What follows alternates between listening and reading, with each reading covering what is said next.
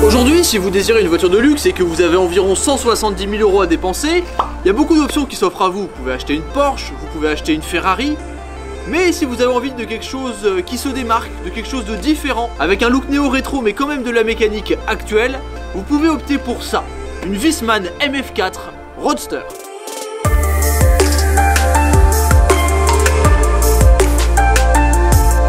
Alors aujourd'hui c'est vraiment un jour exceptionnel et je suis hyper content de vous présenter cette voiture en vidéo parce que je suis fan de la marque Wiesmann.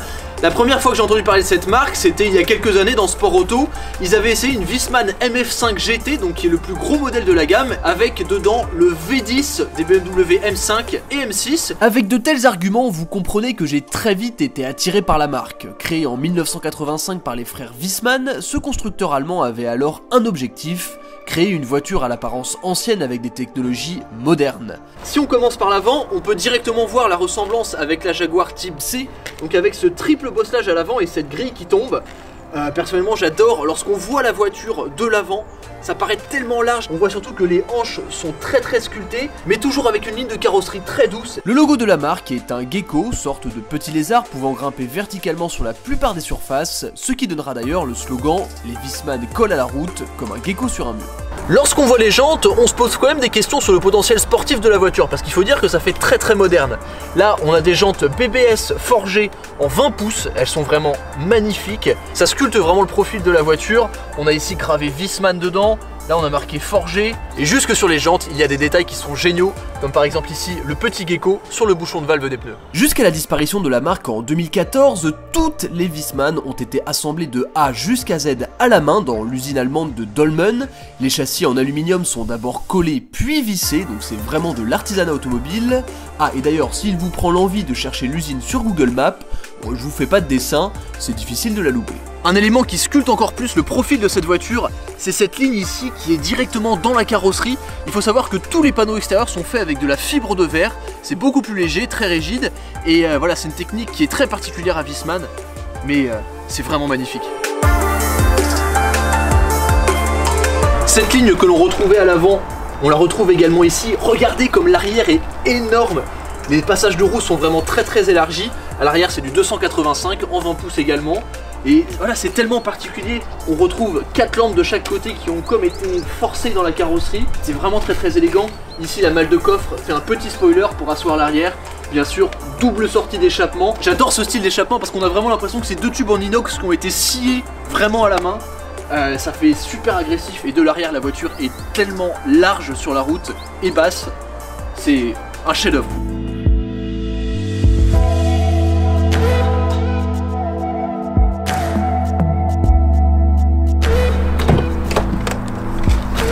Si l'extérieur de cette voiture est vraiment extraordinaire, l'intérieur est une œuvre d'art. Il n'y a pas un centimètre carré qui n'est pas recouvert de cuir dans cet habitacle. Alors vous le voyez, c'est une couleur très particulière qui, je trouve, se marie extrêmement bien avec le gris métallisé à l'extérieur. C'est un espèce de marron qui tire sur le mauve, c'est vraiment super joli. Il y a des surpiqûres blanches qui courent partout dans l'habitacle, qui vont d'ailleurs très bien avec les compteurs blancs qui sont tournés vers le conducteur, sur cette console centrale vraiment particulière. Et regardez la ligne de toit, et les pare-soleils ils sont recouverts de cuir, et tout est fait à la main, c'est-à-dire que tout ça, ça a été brodé à la main, ça a été assemblé à la main. Il faut d'ailleurs savoir, petit détail, que la console centrale qui est ici, sous le cuir, c'est une grande pièce en fibre de verre, donc comme l'extérieur de la carrosserie, ça utilise les mêmes techniques, qui a ensuite été recouverte de cuir. Mais c'est tellement élégant, c'est tellement spécial comme intérieur. Moi, vous commencez à me connaître, c'est ça que j'adore dans les voitures, c'est quand vous montez dedans, vous vous asseyez et vous faites waouh.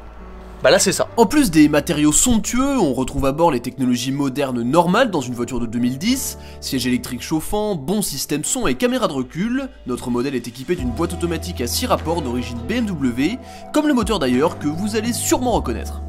On soulève ce capot, Et là, on retrouve quelque chose que vous connaissez bien, un V8 4 litres 4 biturbo qui vient de chez BMW, c'est marqué en énorme, BMW Twin Power Turbo.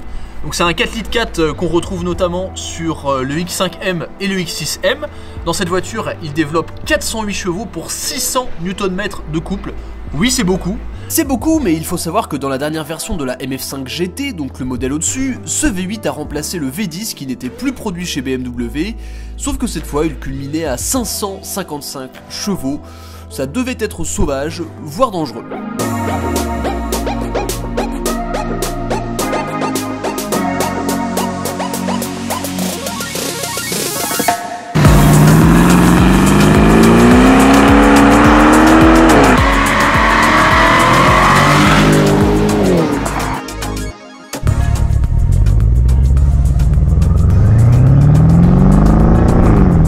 Ok, donc me voici parti à bord de la Wiesmann MF4 Roadster. Alors déjà, je vais vous dire quelque chose.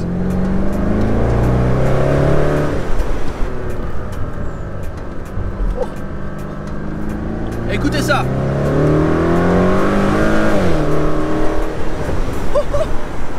Bon, alors comment vous décrire l'expérience au volant de cette voiture? Alors déjà, bon, vous le voyez, l'intérieur est vraiment extraordinaire, c'est très particulier, mais il y a une sensation qu'il y a dans ces voitures qui est vraiment unique, parce qu'on ne sait pas vraiment dans quoi on roule.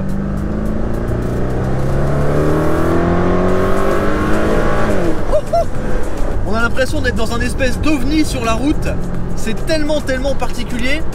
Alors en termes de comportement, donc on a un V8 4 litres 4 biturbo qui développe 408 chevaux et 600 Nm de couple, c'est énorme. Alors du coup on a beaucoup de couple à bas régime. La zone rouge est située à environ 7000 tours minute. Il faut savoir que la voiture a des performances qui sont vraiment impressionnantes, puisque le 0 à 100 km/h est effectué en 4 secondes 4, la vitesse de pointe est juste en dessous de 300 km/h. C'est vrai que quand on voit la voiture à l'extérieur, ben, on a l'impression que c'est quelque chose vraiment typé GT, etc. Mais non, c'est super nerveux. La voiture a un comportement très sportif. Il faut être vraiment doux avec l'accélérateur. On est assis sur le train arrière, du coup on a l'impression que l'avant pivote immédiatement. La direction est assez légère mais quand même très précise, il y a un bon ressenti. Et les suspensions sont très fermes. Je sais pas si vous avez vu, mais les roues sont à ras de la carrosserie, il y a très peu de débattement. Ça reste quand même assez confortable, malgré les sièges qui eux aussi sont assez fermes et qui maintiennent très bien. Ce qui est extraordinaire avec le look de la voiture, c'est que chaque personne qui croise la voiture se retourne, parce que personne sait ce que c'est. Et écoutez ça, deuxième, 3000 tours minute, le couple arrive.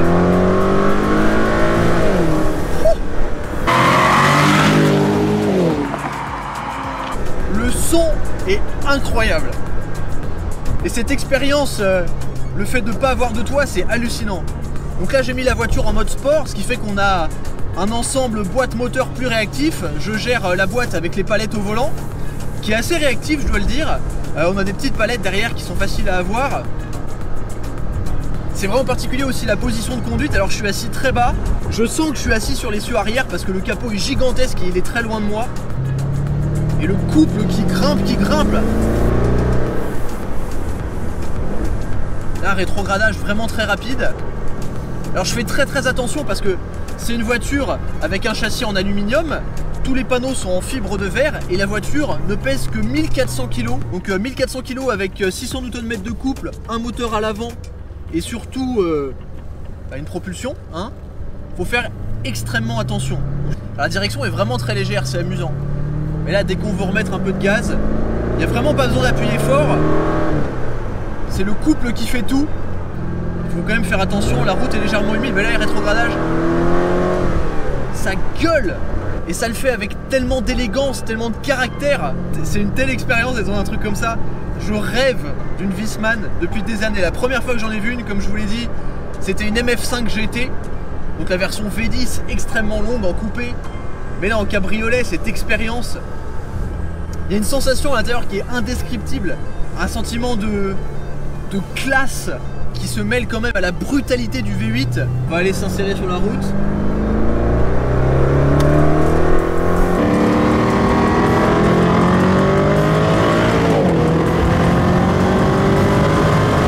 Et ce qui est dingue, c'est que là on a les sièges chauffants, On a un peu de ventilation, on n'a pas froid du tout dans l'habitacle. C'est assez bien isolé. Les gens, ils regardent la voiture en mode mais qu'est-ce que c'est que cet ovni? C'est excellent, c'est trop bien. Généralement, vous le voyez quand je suis excité pour des voitures, mais là, c'est un autre monde, c'est vraiment ouf. Là, ce qui est dingue, c'est que partout où je regarde, il y a des formes, c'est bombé, c'est du cuir, c'est du luxueux. En fait, c'est le mélange de tous les genres, mais fait à la perfection. Et on sent que la voiture est quand même assez nerveuse parce qu'il n'y a pas d'aide sur la voiture. Deuxième, 4000 tours minute. Il y a une vague de couple qui vous plaque dans le fond du siège.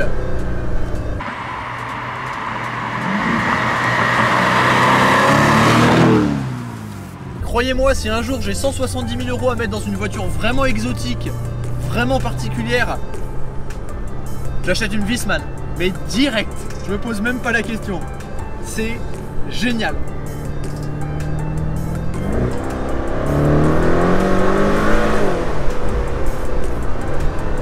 Je sais pas ce qu'il vous faut de plus, hein. C'est extraordinaire. L'heure est venue de rendre cette Wiesmann Roadster MF4 à la concession BMW Charrier-Cholet parce que oui, c'est encore eux qui m'ont prêté cette voiture et je les remercie infiniment parce que quelle expérience! C'est extraordinaire, celle-là je pense que je m'en souviendrai pendant très très longtemps. Et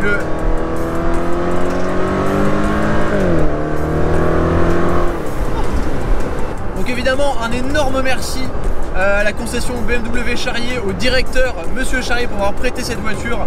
C'est vraiment extraordinaire, j'espère que ça vous a plu.